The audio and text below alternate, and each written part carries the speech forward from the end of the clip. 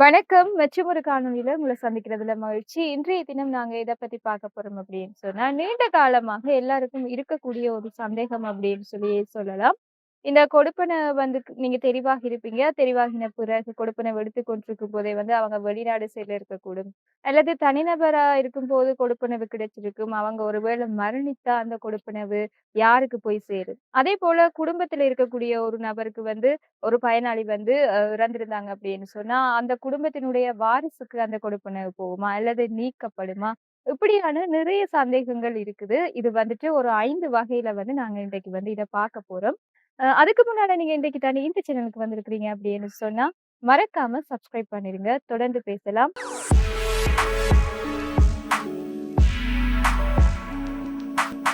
காணொளிக்குள்ள போலாம். இத ஒரு 5 வகையாக பிரிச்சு பார்க்கலாம் அப்படின்னு சொல்லியிருந்தேன். மிக முக்கியமான ஒரு விஷயம் முதல் சொல்லி ஆகணும் என்ன அப்படின்னு சொன்னா, கொடுப்பனவு எடுத்துக் கொண்டிருக்கக்கூடிய நபர் வந்து வெளிநாடு போனாலோ, அல்லது தனிநபரா இருந்து அவர் இறந்திருந்தாலோ, அல்லது குடும்பமாக இருந்து அந்த எடுத்துக் கொண்டிருக்கக்கூடிய பயனாளி இறந்திருந்தாலோ, முதல்ல வந்து நீங்க இந்த ஒரு விஷயத்த தெரியப்படுத்தணும் உங்களுடைய பிரதேச செயலகத்துக்கு, அல்லது நீங்க பணம் பெற்றுக் கொண்டிருக்கக்கூடிய வங்கிக்கு. அத நீங்க தெரியப்படுத்துகின்ற போதுதான் அந்த அக்கவுண்ட்ட வந்து டீஆக்டிவ் செய்து புதிய ஒரு கணக்கை திறந்து, அதிலிருந்து உங்களுக்கு வழமையாக அந்த பணத்தை பெற்றுக்கொள்ளக் கூடியதாக இருக்கும் என்ற விஷயத்த வந்து முதல்ல ஞாபகப்படுத்திக் கொள்ளுங்க. இப்ப வந்து அது என்னென்ன வகை அப்படின்னு சொல்லிட்டு பார்க்கலாம்.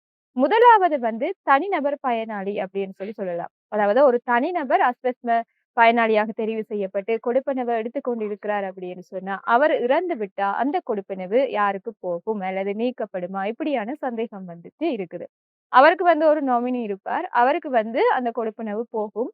எப்படி என்று சொன்னா, அவர் இப்ப இறந்திருப்பார். குறித்த திகதிக்கு ஒரு குறித்த திகதியில இறந்திருக்கிறார் அப்படின்னு சொன்னா, அந்த திகதிக்கு முன்னர் அவருடைய வங்கி கணக்குல வந்திருக்கக்கூடிய அந்த கொடுப்பனவு வந்து, அவர் யார நாமினியா தெரிவு செய்திருக்கிறாரோ அவங்களுக்கு வந்து போகும். அதாவது அவருடைய வாரிசுகளுக்கு போகும்.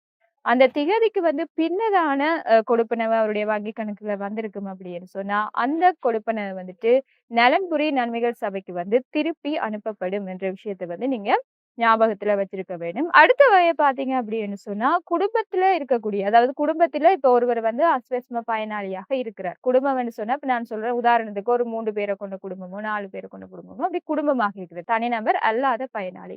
இப்படி இருக்கின்ற சந்தர்ப்பத்துல வந்து, அந்த குடும்பத்தில இருக்கக்கூடிய அந்த பயனாளி வந்து இறந்திருந்தா என்ன செய்வாங்க அப்படின்னு சொன்னா, அவங்களுக்குமே வந்துட்டு அவர் இறந்த அந்த குறிப்பிட்ட திகதிக்கு முன்னதாக அவருடைய வங்கி கணக்குக்கு வந்திருக்கக்கூடிய அந்த கொடுப்பன வந்து அவருடைய வாரிசுகளுக்கு போகும். அதற்கு பின்னதாக வந்திருக்கக்கூடிய அவர் இறந்த தேதிக்கு பின்னராக வந்திருக்கக்கூடிய அந்த கொடுப்பனவுகள் வந்துட்டு நலன்புரி நன்மைகள் சபைக்கு வந்து திருப்பி அனுப்பப்படும்.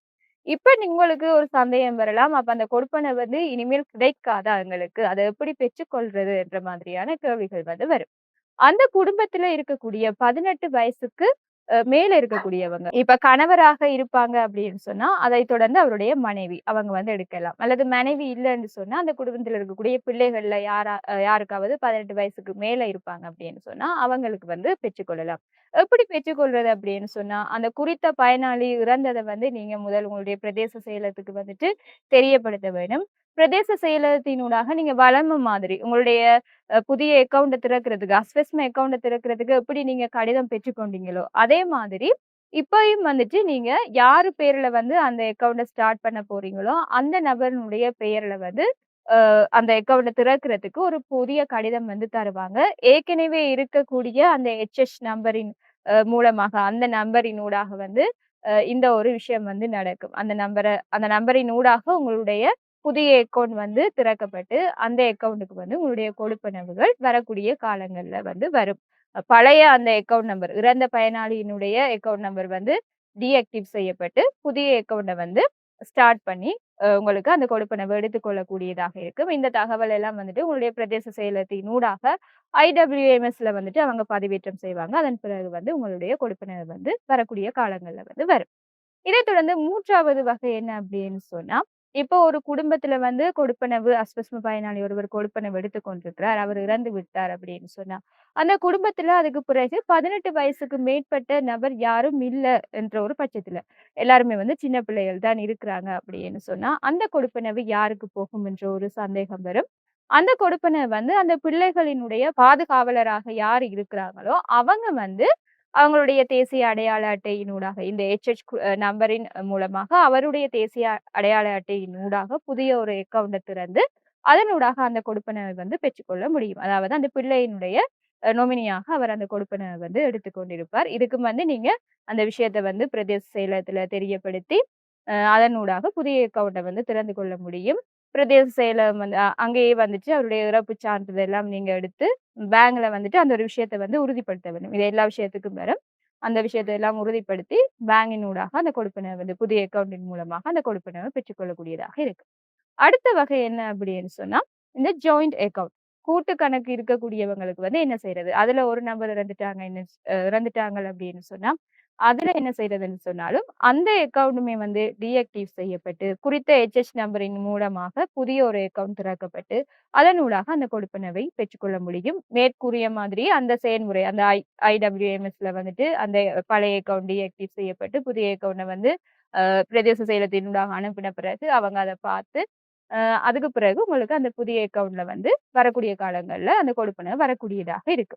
இது ஒரு வகையாக இருக்குது. அடுத்தது முக்கியமாக நிறைய பேர் கேட்கிற கேள்வி என்ன அப்படின்னு சொன்னா, அஸ்வஸ்ம எடுத்துக் கொண்டிருக்கக்கூடிய பயனாளி வெளிநாட்டுக்கு போனாலோ, அல்லது சிறைக்கு போனாலோ, அந்த கொடுப்பனவ எடுக்கிறதுக்கு என்ன வழி என்ற கேள்வி நிறைய பேர் வந்து இந்த ஒரு சந்தேகத்த வந்து ஆரம்ப காலத்துல இருந்தே கேட்டுட்டே இருக்காங்க. இப்படியானவங்க என்ன செய்யணும் அப்படின்னு சொன்னா, அவர் வெளிநாடு போயிருக்கிற ஒரு விஷயத்த உதாரணமா வெளிநாடு போயிட்டார் அப்படின்னு சொன்னா, இந்த ஒரு விஷயத்த கிராம சேவகர் ஊடாகவோ, அல்லது வேற அங்கீகரிக்கப்பட்ட ஒரு கம்பெனி ஊடாகவோ வந்து அவங்களுக்கு வந்து நிரூபிக்க வேண்டும். போனத நிரூபிச்சு, அதன் ஊடாக குறித்த நம்பருக்கு புதிய ஒரு அக்கவுண்ட்ட திறக்கிறதுக்கான ஒரு கடிதத்தை பெற்றுக்கொண்டு, அதன் ஊடாக அந்த புதிய வங்கி கணக்குக்கு பணம் மாற்றப்படுவதற்கான அடுத்த கட்ட நடவடிக்கைகள வந்து செய்ய வேணும். இது யாருக்கு அப்படின்னு சொன்னா, அஸ்வஸ்ம எடுத்துக்கொண்டிருந்து, அதன் பிறகு வெளிநாடு போயிருந்தாலோ, அல்லது சிறைக்கு போயிருந்தாலோ, அப்படியானவங்களுக்கு தான் இந்த ஒரு விஷயம் வந்து செல்லுபடியாகும். இந்த விஷயங்கள் எல்லாம் வந்துட்டு நீங்க முக்கியமாக கவனத்துல கொள்ள வேண்டியது, ஒன்று வந்து குறித்த நபர் வந்து இறந்துட்டார் அப்படின்னு சொன்னா, அத உடனடியாக உங்களுடைய பிரதேச செயலகத்துக்கு, குறித்த வங்கிக்கு வந்து நீங்க தெரியப்படுத்த வேண்டும். தெரியப்படுத்துகின்ற போது தான் நீங்க இன்னொரு புதிய அக்கவுண்ட்ட வந்து ஆரம்பித்து, அதுக்கு வந்து தொடர்ச்சியாக அந்த கொடுப்பனவை பெற்றுக்கொள்ள கூடியதாக இருக்கும். நீங்க சொல்லாம விட்டுட்டீங்கன்னு சொன்னா, அந்த குறித்த திகதிக்கு பிறகு இறந்த திகதிக்கு பிறகு வரக்கூடிய கொடுப்பனவு எல்லாமே வந்துட்டு, நலன்புரி நன்மைகள் சபைக்கு வந்துட்டு மாற்றப்படும். அதாவது அவங்களுக்கு வந்து அனுப்பிருவாங்க.